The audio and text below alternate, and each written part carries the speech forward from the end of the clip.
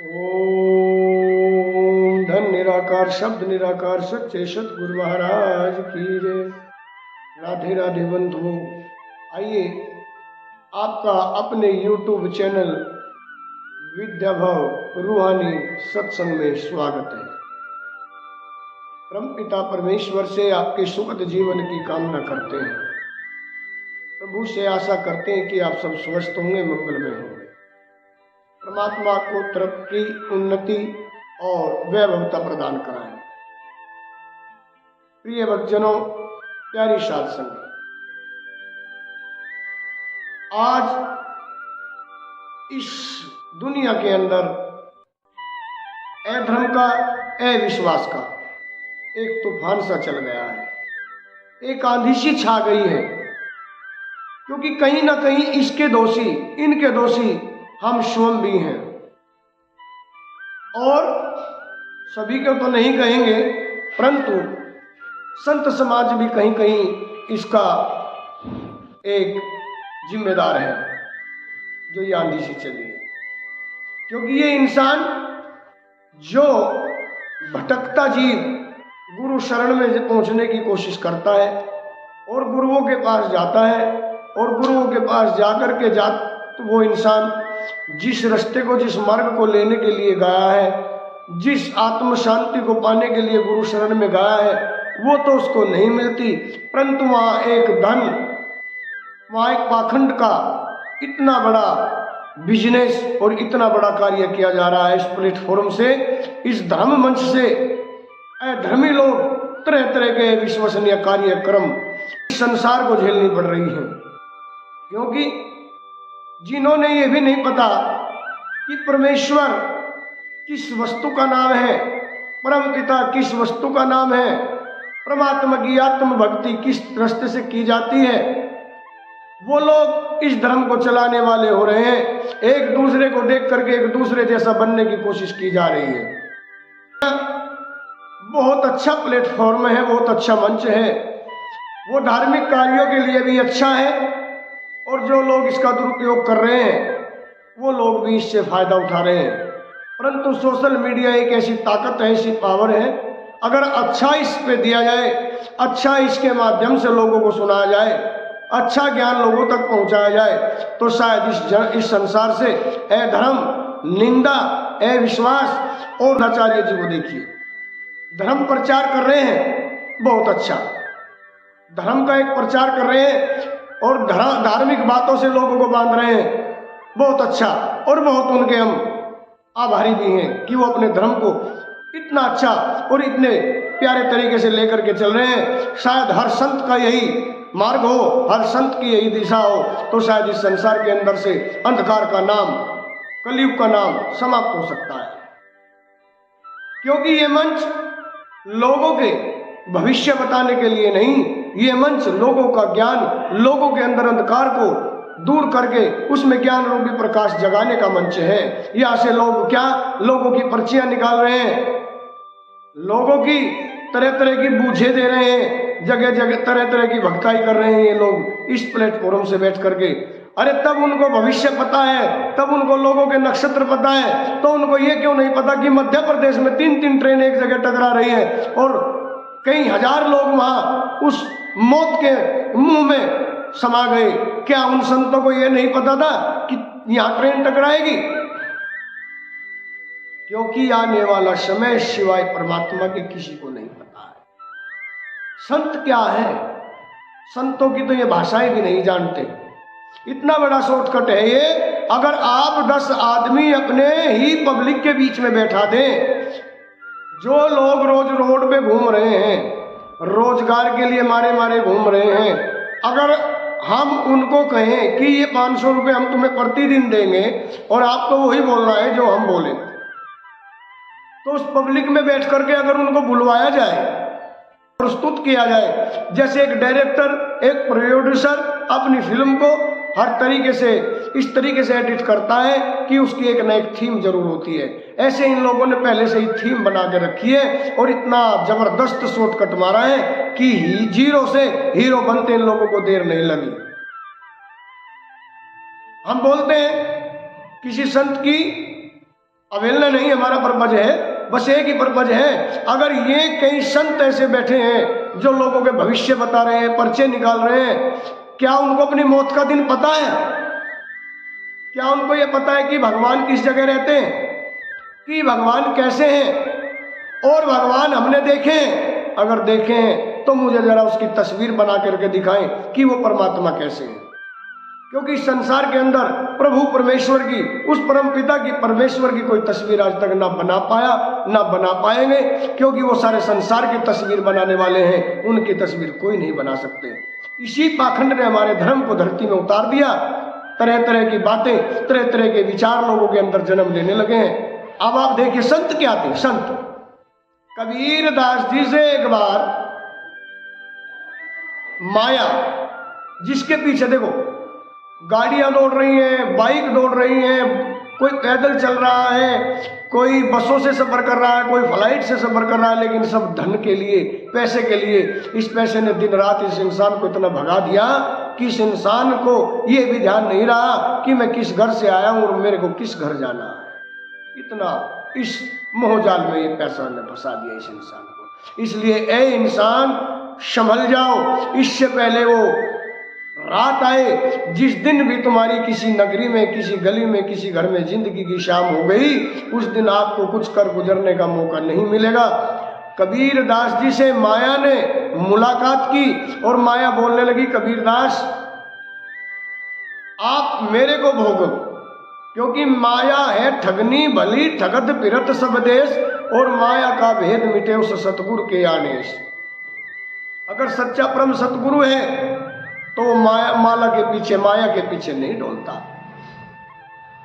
क्योंकि माया तो उनकी चरणदासी है। लेकिन आज इन लोगों ने इस धर्म को, सनातन धर्म को, इस भगवत प्रेम को, इस भगवत भक्ति को एक बिजनेस का रूप दे दिया है। और मैं कहता हूं दावे के साथ कि ये लोग एक दिन इसको भोगेंगे जरूर, क्योंकि कर्महीनता, कर्म एक दिन भोगना होता है। कथाएं सुनिए और सुनाइए, प्रभु का प्रचार करना ही इंसान का कर्तव्य है। और वो ही जो संत लोग करते हैं वो अपना धर्म निभा रहे हैं, लेकिन जिन्होंने इसको बिजनेस का रूप दे दिया है वो लोग कभी भी इससे, यहां तो वो आनंद ले लेंगे, लेकिन जो 84 लाख योनियां उसका इंतजार कर रही हैं वो कभी उनसे उबर नहीं पाएंगे। इसलिए मेरी प्यारी साध संगत, कबीर दास जी को माया मिलती है और माया कहती है कि हे कबीर दास जी, तूने दुनिया में आकर के किया क्या है? ना बेटे का सुख लिया, ना पत्नी का सुख लिया, ना जीवन का आनंद लिया, तो तेरा आना और जाना व्यर्थ है, बेकार है। कबीर दास जी बड़ी सरलता से इस माया को जवाब देते हैं और बोलते हैं, कौन कहता है मैंने शादी नहीं की? क्या औरत से शादी करके ही गृहस्थ होता है? नहीं, ऐसा नहीं होता। कबीर दास जी बोलते हैं कि मैंने शादी की भक्ति से और आनंद प्राप्त किया भाव से। और लोग तो अपनी पत्नी को छोड़कर घंटा, 2 घंटा, 4 घंटे कहीं चले भी जाते हैं, लेकिन मैंने उस भक्ति से ऐसी शादी की है कि मैं उसको एक क्षण भी नहीं अपने से दूर करता, एक पल भी उसको अपने से दूर नहीं करता। मैंने शादी की है भक्ति से, वो भक्ति मेरी जो एक जिंदगी की कड़ी है वो भक्ति है। मैंने शादी भक्ति से कर ली है, इसलिए मैं उससे हर तरह का सुख प्राप्त कर रहा हूं। जिसने परम आनंद को प्राप्त कर लिया उसे इस आनंद की जरूरत नहीं, जिसने परमात्मा को प्राप्त कर लिया उसको किसी ईश्वर की जरूरत नहीं। इसलिए परमात्मा की भक्ति सर्वोपरि होती है। और मैंने, कौन कहता है औलाद का सुख नहीं लिया?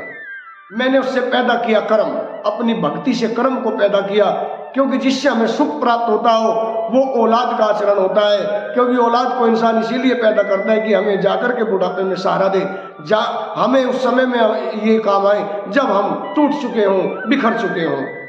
लेकिन अगर आपने अपने कर्म को अच्छा किया, क्योंकि कर्म ही वो औलाद है, भक्ति से जो जन्मती है वो कर्म ही औलाद है। और जिसने इस औलाद को ठीक संस्कार से ढाल दिया, ठीक दिशा में लगा दिया, उसको कभी दुख और जैसी बातें झेलनी ही नहीं पड़ेगी।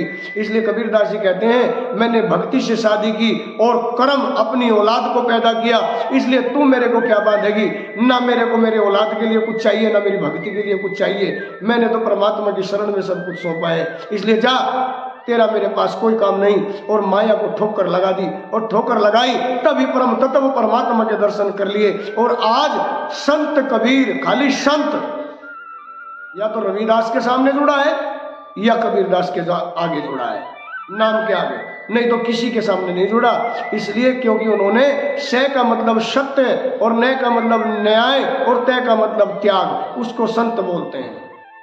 इन जिन्होंने सच्चाई की राह पकड़ी हो, सत्यवादी अपना नेचर रखा हो, न्याय की हमेशा बात की हो, और त्याग अपनी बुराइयों का किया हो, दृढ़ निश्चय किया हो, वो ही संत होते हैं। इसलिए वो कबीरदास में वो ही एकदम गुण तत्व था कि वो संत कहलाते हैं। इसलिए आप अपनी बुराई को दूर कर करके परमात्मा में स्थापित हो जाइए। आपको किसी धाम, किसी वृंदावन, किसी काशी मथुरा जाने की आवश्यकता नहीं है। आप अपने ज्ञान को अपने गुरु से प्रदान लेकर के उसको घर बैठ करके इस तरीके से चिंतन करिए, सुमरन करिए, ताकि आप अपने आप को भूल जाओ, इस दुनिया को भूल जाओ चंद मिनटों के लिए, और परमात्मा को याद रखो जिसने हमें जीवन दिया, जान दिया। इसलिए हमारा कहने का आज का मतलब, हमारा विषय ये था कि भरम ताही भरमाए और भरम ताही विनाश आए। इस भ्रम में जो फंस गया कि गुरुजी मेरे को कोई ऐसी युक्ति बता दे, ऐसी युक्ति बता दे जिससे मेरा घर अमीर हो जाए, मेरे बेटे की नौकरी लग जाए। अरे अगर तेरे कर्म में नौकरी है, तेरे बेटे के कर्म में पढ़ाई लिखाई है, वो मिलेगी, लेकिन किसी संत की सेवा, कहते हैं माता पिता गुरु शरण जिसको मिलती है वो बड़ भागी होता है। तब आप गुरु शरण का आसरा लोगे, माँ बाप की शरण का आसरा लोगे, तो आपकी औलाद की तो ताकत ही नहीं कि वो आपकी सेवा ना करें। इसलिए आपको अगर अपना भविष्य, अपना जीवन आगे का ठीक करना है तो वर्तमान में जो चल रहा है उसको आप ठीक कर लीजिए। यही जीवन का एक सार है, यही एक कड़ी है। क्योंकि अगर विनाश करना है तो जाइए लाखों की दौलत लुटाइए, अगर वही दौलत आप अपने बच्चों का भविष्य बनाने में अपने घर पे खर्च कर दो तो शायद घर में कोई बीमारी, कोई आफत, कोई परेशानी, कोई उलझन जन्म ही नहीं लेगी जो आप इन लोगों पे लुटा रहे हो। इसलिए संत वही जो शुद्ध ज्ञान प्रदान कराता हो, संत वही जो दीक्षा की राह दिखाता हो, संत वही जो त्याग का मार्ग बताता हो। और ये तो नहीं बताते हैं सब, इन सबका एक मध्य है। हम ये कहते हैं कि हम ही अच्छे नहीं हो सकते, लेकिन आप लोगों की सोच, और आप लोग तो अच्छे हो सकते हैं, आप लोग तो बेटर हो सकते हैं, क्योंकि आपके अंदर भी वही आत्मा है जो उसके अंदर है, उसने भी वो भक्ति की है और जो आप भी कर सकते हैं। इसलिए आप परमात्मा को खोजिए।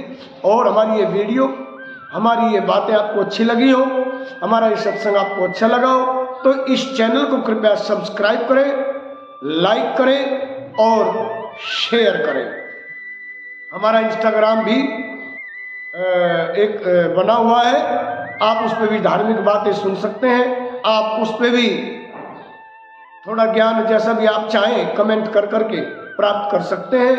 आपको मिलना है, आपको गुरु आशीर्वाद, गुरुमुखी, तत्वमुखी ज्ञान की आवश्यकता हो तो आप हमारे प्रभु दर्शन आश्रम ककोर कला डिस्ट्रिक्ट बागपत में आइए और अपने जीवन को सफल करने का एक मार्ग प्राप्त कीजिए।